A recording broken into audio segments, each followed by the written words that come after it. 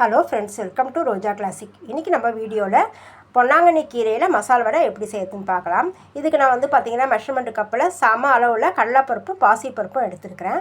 இது ரெண்டுத்தையும் நல்லா மிக்ஸ் பண்ணி விட்டுட்டு நம்ம 2-3 தண்ணி சேர்த்து க்ளீன் பண்ணி எடுத்து வந்துடலாம். க்ளீன் பண்ணி எடுத்து வந்துட்டு நல்ல தண்ணி சேர்த்து 3 மணி நேரம் போல் நல்லா அதை ஊற விட்டுடணும். பருப்பு நல்லா ஊறி இருந்தால் தான் மசால் வடை நம்ம வாயில் வச்சு கடித்து சாப்பிடும்போது பார்த்திங்கன்னா நல்லா டேஸ்ட்டாக இருக்கும். பருப்பு பார்த்திங்கன்னா நல்லா 3 மணி நேரம் போல் நல்லா ஊறி வந்திருக்குது.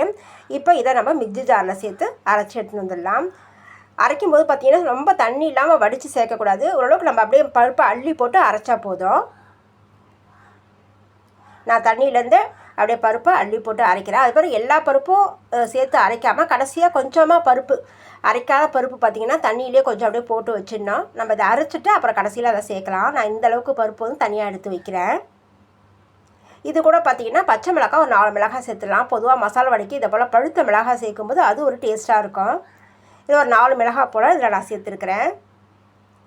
கூடவே பார்த்திங்கன்னா ஒரு துண்டு அளவுக்கு இஞ்சி அது வந்து பொடியாக நறுக்கியிருக்கிறேன். அதுவுமே இவ்வளோ சேர்த்துடலாம். கொஞ்சமாக கருவேப்பிலை சேர்த்துக்கலாம். சேர்த்துட்டு தண்ணியெல்லாம் எதுவும் சேர்க்காமல் இதை அப்படியே நம்ம அரைச்சி எடுத்து வரணும்.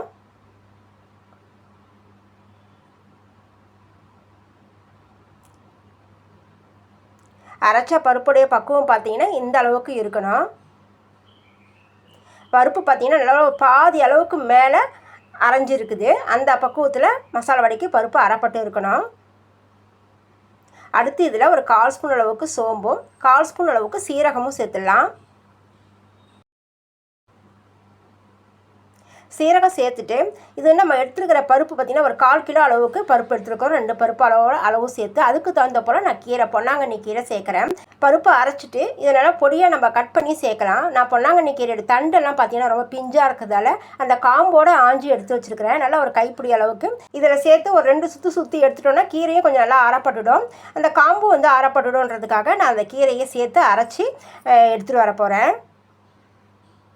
நம்ம முருங்கைக்கீரை அரைக்கீரைலாம் சேர்க்கும்போது பார்த்திங்கன்னா அரைக்கீரையை பொடியாக நறுக்கி சேர்க்கலாம். முருங்கைக்கீரையை அப்படியே ஆஞ்சி இந்த மசாலா வடையில் போட்டு சுட்டு எடுக்கலாம்.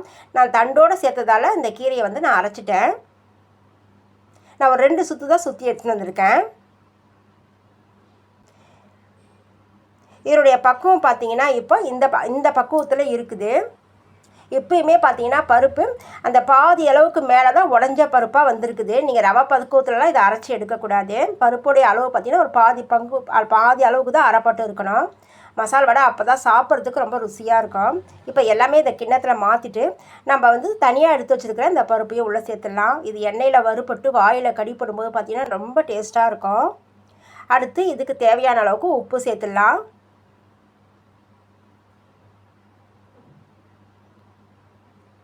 அடுத்து ஒரு 10 பல் போன்ற பூண்டு பல் எடுத்து நல்லா தோலோட பஞ்சு போல் தட்டி இதில் சேர்த்துடலாம். ஒரு வெங்காயம், ஒரு பெல்லாரி வெங்காயம் நல்லா ஒரு பெரிய சைஸாக எடுத்து பொடியாக நறுக்கியிருக்கிறேன். அதுவுமே சேர்த்துடலாம். மசாலா வடைக்கு வெங்காயம் கொஞ்சம் கூட சேர்க்கும்போது ரொம்ப டேஸ்ட்டாக இருக்கும். அடுத்து ஒரு 1/4 ஸ்பூன் அளவுக்கு பெருங்காயத்தூள் சேர்த்துடலாம். இதுதான் மசாலா வடையோட டேஸ்ட்டையும் வாசனையும் அதிகப்படுத்தி கொடுக்கும். இப்போ எல்லாத்தையும் சேர்த்து ஒரு தடவை நம்ம கலந்து விட்டுடலாம். பொதுவாக நம்ம அரைக்கீரையிலையும் முருங்கைக்கீரையிலையும் இந்த மசாலா வடை செஞ்சுருப்போம். ஒரு தடவை பொன்னாங்கண்ணி கீரையும் சேர்த்து நீங்கள் செஞ்சு பாருங்கள். அடுத்து அடுப்பில் பேன் வச்சிடலாம். பேன் வச்சுட்டு நம்ம சுட்டு எடுக்கிறதுக்கு தேவையான அளவுக்கு எண்ணெய் சேர்த்துடலாம். எண்ணெய் நல்லா சூடு ஏற வரைக்கும் நல்லா ஹை ஃப்ளேமில் வச்சுட்டு நம்ம வடையை தட்டி போடும்போது அதை மீடியம் ஃப்ளேமில் வச்சு சுட்டு எடுக்கணும். ஏன்னா பருப்பெல்லாம் பார்த்திங்கன்னா பொறுமையாக தான் வெந்து வரணும்.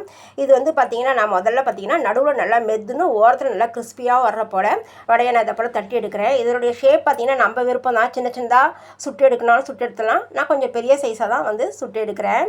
நான் இதை போல் ஒரு 2 பார்த்திங்கன்னா நடுவில் நல்லா மெதுனும் ஓரத்தில் மெலிசாவும் வர்ற போல் தட்டி இருக்கிறேன். இது வந்து பார்த்திங்கன்னா நல்லா சம அளவு நல்லா இதை போல் தட்டையாக தட்டி சேர்க்குறேன்.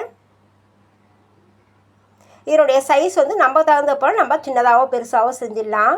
2 சாப்பிட்டாலும் நல்லா ஒரு திருப்தியாக நல்லா ஒரு ஃபில்லிங்காக இருக்கும். அதனால் நான் பெருசாக தான் வந்து எப்பயுமே சுட்டு எடுப்பேன்.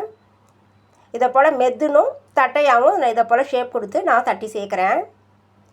ஸ்லோவாக பொறுமையாக இந்த எண்ணெயில் நல்லா வெந்து வரணும். அது வரைக்கும் நம்ம கொஞ்சம் நேரம் வெயிட் பண்ணி நல்லா கலர் மாதிரி வந்திருக்குது பாருங்கள். இப்போ நம்ம ஒரு பக்கத்துலேருந்து மறுபக்கம் திருப்பி விட்டுடலாம். நமக்கு நல்லா மணமாக வாசனையாகவும் இருக்கும். வடை நல்லா வெந்து வந்ததும் நல்லா வாசனையாக இருக்கும். அது வரைக்கும் கொஞ்சம் நேரம் வெயிட் பண்ணணும். நல்லா 2 பக்கமும் செவந்து அந்த சலசலப்பெல்லாம் அந்த எண்ணெய் கொதிப்பெல்லாம் நம்ம நல்லா அடங்கி வந்ததுக்கப்புறம் இப்போ இதை உள்ளேருந்து ஒன்று ஒன்றா நம்ம தனியாக எடுத்து வச்சிடலாம்.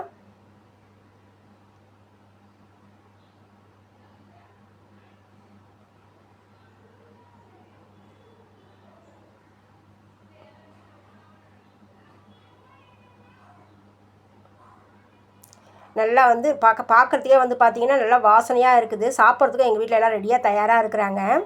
அடுத்து பார்த்திங்கன்னா நம்ம ஹோட்டலில் சாப்பிட்ற மாடலில் நான் வந்து வடை தட்டி சேர்க்க போகிறேன். ஹோட்டலெலாம் பார்த்திங்கன்னா எங்கள் ஊர் சைடு ஹோட்டலில் பார்த்திங்கன்னா இந்த மசால் வடையை நல்லா பெருசாக நல்லா திக்காக தட்டிட்டு நடுவில் ஒரு ஹோல்ஸ் போடுவாங்க. அதை போல் தட்டி நம்ம அடுத்து நான் வந்து சேர்க்க போகிறேன் எண்ணெயில். இது வந்து ஹோட்டலில் பார்த்திங்கன்னா நல்லா சட்னியோடைய சாம்பாரோடையும் நல்லா ஊற்றி கொடுப்பாங்க. சாப்பிட்றதுக்கு ரொம்ப டேஸ்ட்டாக இருக்கும். இன்றைக்கி நம்ம வெறும் சட்னி தான் அரைச்சிருக்கிறோம்.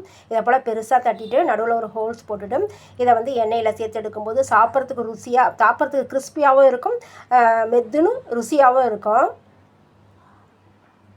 நான் அந்த போல் ஒரு மாடலில் இதை வந்து இந்த ஷேப் கொடுத்து நான் தட்டி உள்ளே சேர்க்குறேன். இதே போல் மீதம் இருக்கிற மாவெல்லாம் வந்து பார்த்திங்கன்னா நடுவில் ஹோல்ஸ் போட்டு தான் வந்து தட்டி வந்து சேர்க்குறேன். இதே போல் 2வது வீடும் பார்த்திங்கன்னா ஒன்று ஒன்றா தட்டி உள்ளே சேர்த்து நல்லா ஸ்லோ ஃப்ளேமில் வச்சு நம்ம இதை வேக வச்சு எடுத்துடலாம்.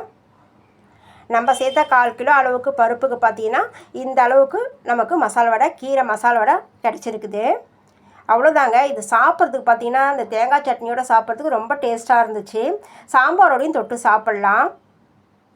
என்னோடய செய்முறையில் ரொம்ப ஹெல்த்தியான இந்த பொன்னாங்கண்ணி கீரை மசாலோட ரெசிபி உங்களோட நான் ஷேர் பண்ணியிருக்கிறேன். உங்களுக்கு என்னோட இந்த வீடியோ பிடிச்சிருந்ததுன்னா நிறைய லைக் பண்ணுங்கள், நிறைய ஷேர் பண்ணுங்கள். நான் சட்னியோட தொட்டு சாப்பிட்றேன். நம்ம பருப்பாக சேர்த்துருந்தோம் இல்லைங்களா, அது வாயில் கடிப்பட்டு சாப்பிடும்போது பார்த்திங்கன்னா டேஸ்ட்டாக இருந்துச்சு. கீரையோட ஃப்ளேவரோட சாப்பிட்றதுக்கு ரொம்ப ருசியாகவும் இருந்துச்சு. நம்ம அடுத்த வீடியோவில் பார்க்கலாம். தேங்க்யூ.